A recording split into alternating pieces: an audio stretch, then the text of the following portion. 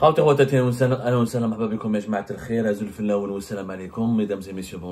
que vous allez bien, j'espère que vous vous portez bien.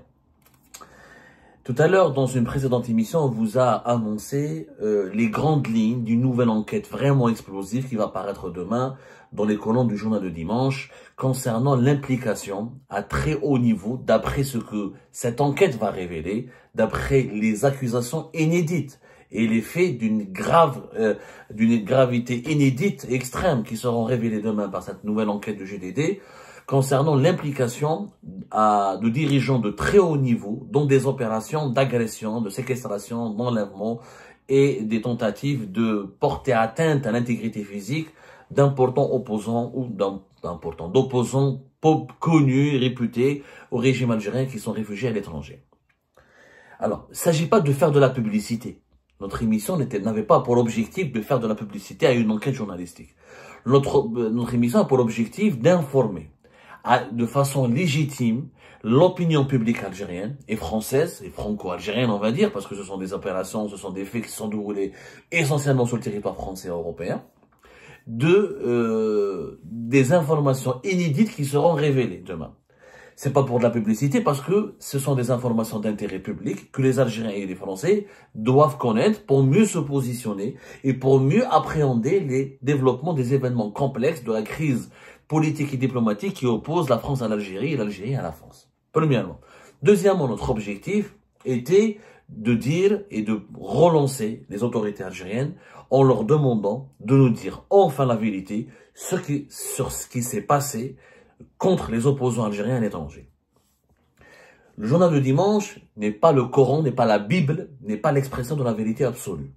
Le journal de dimanche, à travers l'enquête qui a été menée par Mohamed Sefaoui, va révéler des faits, en citant des éléments, techniques, des éléments contextuels, des éléments factuels qui sont vérifiables, qui seront vérifiables, en donnant des noms, en citant des noms, en retraçant le parcours de certaines opérations qui ont été menées à l'étranger contre des opposants algériens. Est-ce qu'il dit la vérité? C'est à la justice ensuite française et de se manifester, de s'autosaisir pour vérifier les éléments qui seront révélés par cette enquête. Un journaliste n'est pas un juge. Un journaliste enquêteur, je fais des enquêtes journalistiques, donc je suis bien placé pour le savoir, et Algérie Part est un média d'investigation d'abord et avant tout. Un journaliste donne de l'information. Mais il ne condamne pas. Il ne peut pas confirmer la culpabilité de l'un ou de l'autre. Il donne l'information, il attire l'attention, il interpelle les juges, les autorités judiciaires et publiques, il leur dit « Voilà ce que nous avons découvert. Comme fait grave. » aux autorités politiques et judiciaires et publiques de s'en saisir pour décider des inculpations ou du traitement judiciaire qu'il faut apporter à ces faits graves. Maintenant, moi je vous invite à avoir un débat rationnel. Parce que malheureusement en Algérie, du côté algérien, quand un journal français parle, quand un opposant, quand c'est Abdou Samar qui fait des révélations, Abdou Samar est un opposant, il n'est pas crédible, il est à l'étranger, il a un problème avec les autorités algériennes. Moi, j'ai pas de problème avec les autorités de mon pays, c'est elles qui ont un problème avec moi, parce que c'est elles qui sont suspectées et citées maintenant comme étant le responsable, le commanditaire de mon agression en août 2023. Ce que va dire le GDD demain, il va donner l'identité des commanditaires. Et la catégorie à laquelle appartiennent ces commanditaires, qui sont des dirigeants algériens au pouvoir. Donc ce sont elles qui ont un problème avec moi. Moi, j'ai pas de problème avec les autorités de mon pays. Moi, je n'ai pas choisi de m'exiler. Je n'ai pas choisi de m'établir en France. J'ai été contraint. Parce que j'ai été persécuté, emprisonné arbitrairement, condamné à mort et condamné arbitrairement. Moi, j'aurais aimé être dans mon pays à faire le journalisme le plus normal, le plus correct. Si j'étais dans mon pays, si j'étais établi en Algérie, et c'est mes droits juridiques et mes droits civils et civiques étaient protégés, j'aurais réagi face à ces révélations de la même manière que si j'étais en France. Si j'étais à Alger, j'aurais fait un plateau, j'aurais fait une émission, j'aurais fait des articles pour demander aux autorités algériennes de s'expliquer. Quand un État est mis en cause, il doit protéger son honneur, il doit rendre des comptes et rendre des explications. Si ces informations sont fausses, il peut poursuivre l'auteur de l'enquête en justice, il peut demander un procès judiciaire, mais surtout, avant d'aller vers le tribunal ou vers les tribunaux, il doit communiquer et donner sa version des faits. La question que tout le monde se pose et qui mériterait une réponse, les dirigeants algériens doivent y répondre clairement. Avez-vous agressé, avez-vous commandité les opérations d'agression de Abdou Selman, de MLDZ et de Hicham Aboud? C'est très simple. Avez-vous été associé de loin ou de près à ces opérations d'agression? Des éléments sont là. Moi, mon agresseur, il était à Alger, il est revenu d'Alger. Après mon agression, il est parti se réfugier à Alger. Il a négocié avec un ancien gendarme français qui devient franco-algérien, un franco-algérien qui est devenu ensuite détective privé à Alger. Tout a été payé depuis Alger. Donc, il y a des parties liées à l'Algérie. Est-ce que c'est des parties privées ou c'est des parties étatiques? Le débat, il est là. Le journal de dimanche et dans l'affaire d'MLDZ, le parquet national antiterroriste met en accusation, comme d'autres médias, comme l'Express, comme Marianne auparavant, c'est l'État algérien qui met en accusation parce que les informations qui sont disponibles à travers des faits et des preuves suffisamment tangibles affirment qu'il y a une implication officielle. Si l'État algérien n'est pas d'accord avec cette version des faits, qu'il nous donne sa version des faits, qu'il nous dise la vérité. Dites-nous la vérité. L'Algérie, Tebboune, il est là. Un jour, il va partir. Les généraux qui sont actuellement au pouvoir, ils sont éphémères, ils sont pas éternels. Un jour ou l'autre, ils vont partir. Les officiers des services de renseignement qui sont là au pouvoir, un jour ou l'autre, ils vont partir. Les ministres qui sont actuellement au pouvoir, un jour ou l'autre, ils vont partir. Dans quelques années, ils pourront mourir, ils pourront disparaître, ils pourront démis de leur fonction.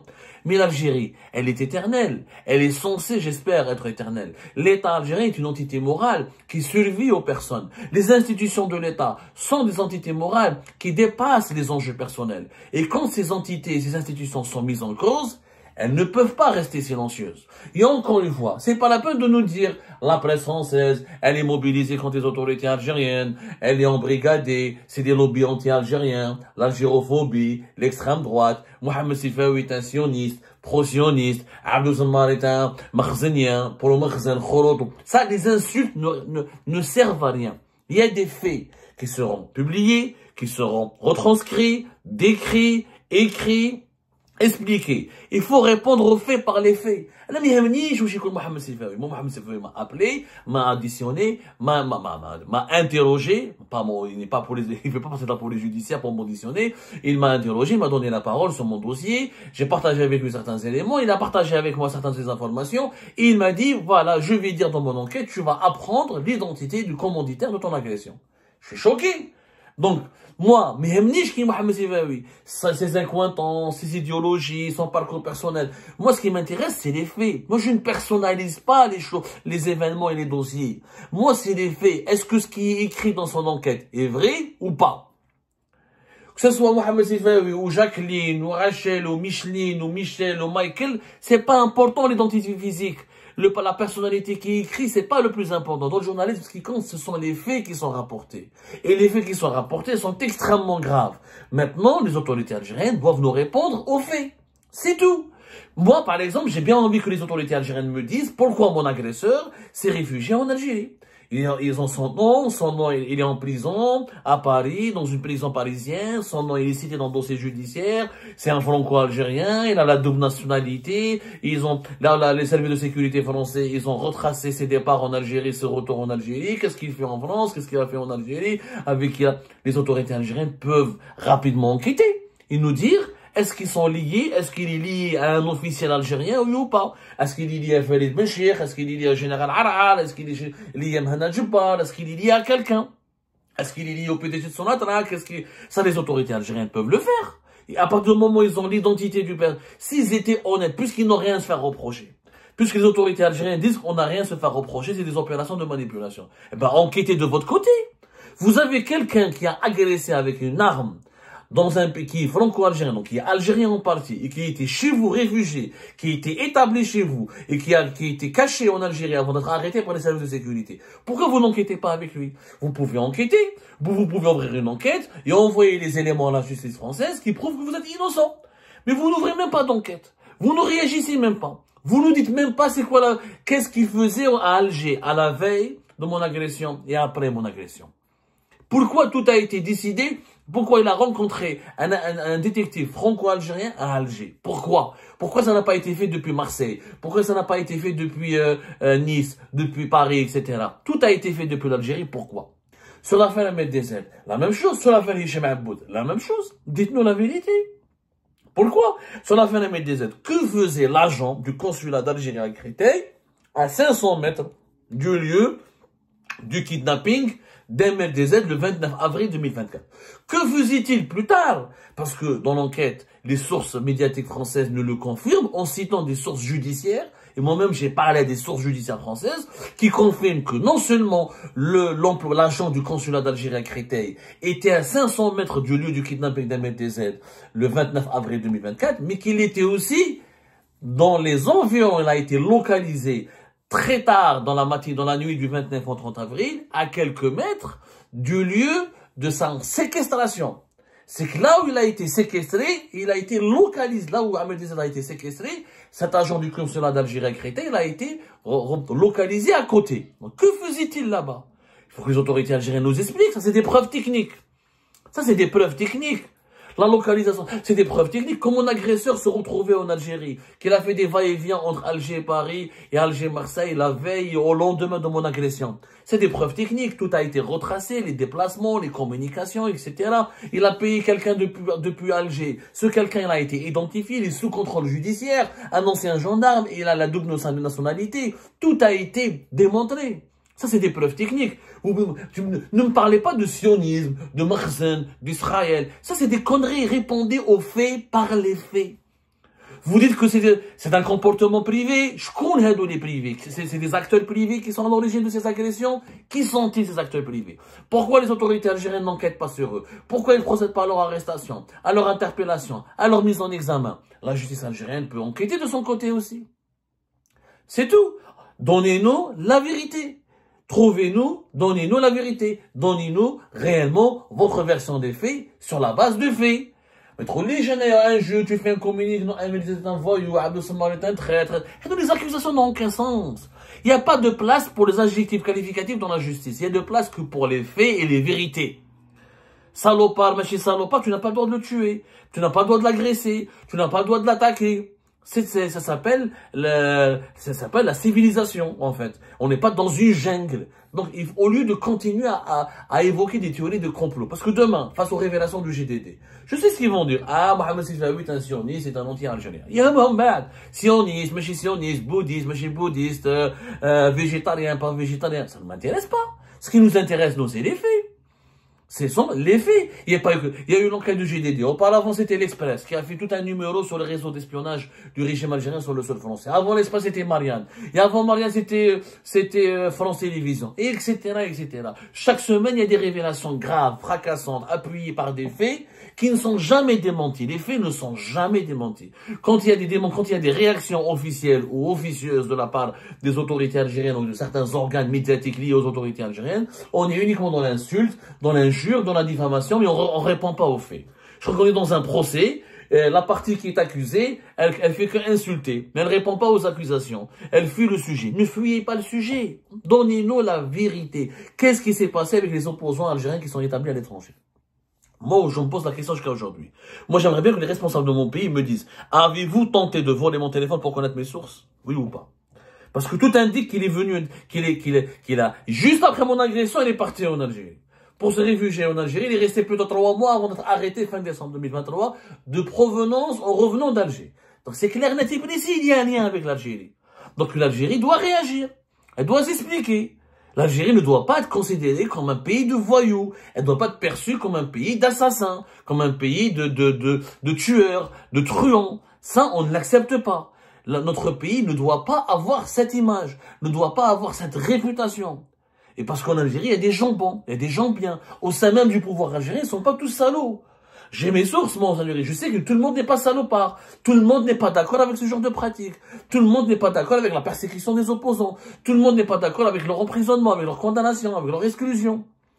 Tout le monde n'est pas d'accord avec la persécution des journalistes indépendants. Donc, il y a des gens bons au sein du système. Je le dis. Il ne faut pas te manichéer le bien et le mal. Mais il faut que les autorités algériennes s'expriment. Il faut qu'elles nous disent la vérité. Qu'est-ce qui s'est passé avec les opposants? Enquêtez de votre côté, ayez le courage de confier à des enquêteurs indépendants, pas des juges à le téléphone, etc. Les services de sécurité algériens ont des divisions qui peuvent mener des enquêtes. Maintenant, c'est parce que les autorités algériennes elles ne veulent pas enquêter parce qu'elles sont elles-mêmes à l'origine de ces agressions. Là, ça serait des faits extrêmement graves et des cas inédits qui peuvent valoir des poursuites au niveau des instances internationales. Attention! La justice française, il y a des mandats d'arrêt internationaux. Les mandats d'arrêt internationaux, c'est Interpol. Après Interpol, il y a des poursuites devant le Conseil des droits de l'homme de l'ONU. Il y a des actions qui peuvent être menées devant la TPI, devant CPI. Il y a tuer un opposant à l'étranger, l'agresser sans prendre à son intégrité physique. C'est un crime qui peut être assimilé à une violation des droits de l'homme. Ça peut être même considéré comme un crime contre l'humanité. Dans certaines circonstances, ça peut être une violation grave du droit international dans certaines circonstances. Donc, il faut pas laisser s'amplifier les problèmes sans les affronter. Moi, j'appelle les autorités algériennes à affronter ces problèmes-là, à affronter cette part sombre cette part sombre cette part sombre de certaines de ses composantes. Parce que ce sont certaines des composantes de l'État algérien qui sont citées dans les enquêtes journalistiques appuyées par des sources judiciaires françaises. Nous, ce qu'on veut, c'est la vérité. On ne veut pas accabler notre pays. On ne veut pas le salir. On veut la vérité. Parce que c'est le mensonge qui salit un pays. C'est la manipulation qui salit un pays. Donc, s'il vous plaît, arrêtez de nous entraîner dans ce débat pro-français et anti-algérien. On n'est ni pro-français, ni anti-algérien, ni pro-algérien, ni anti-français. On est pro-vérité et anti-mensonge. On est pro-vérité et anti-mensonge, anti-comportement des voyous, anti-délinquance, anti-assassinat, anti-truandisme, anti tout ce qui est comportement immoral, illégal et illicite. Ça doit cesser. Un opposant a le droit à ce que son intégrité physique et morale soit protégée. Il a le droit d'être accepté par son pays. Celui qui ne veut pas, qui n'aime pas les opposants, il n'a qu'à ne pas les regarder. En Algérie, il y aura toujours des journalistes indépendants, il y aura toujours des opposants. C'est comme ça, c'est un pays qui est né libre, qui va rester libre, quelle que soit la nature du système qui va diriger le pays. Vous l'acceptez, ça c'est une condition, c'est non négociable. Il n'y a pas un pays où il n'y a pas d'opposants. Il n'y a pas un pays où il n'y a pas de journalistes indépendants. C'est pas possible. Ça n'existe pas. L'esclavage, il est révolu. L'esclavage, il est révolu. Et les opérations de barbouzerie où tu peux tuer un opposé, un journaliste à l'étranger en toute impunité, ça c'est révolu. Maintenant, il faut qu'on nous dise la vérité. Il n'y a que la vérité qui pourra sauver l'honneur de l'Algérie, et l'honneur de l'Algérie est très précieux à nos yeux. Et il devrait l'être aussi précieux à ses dirigeants actuels.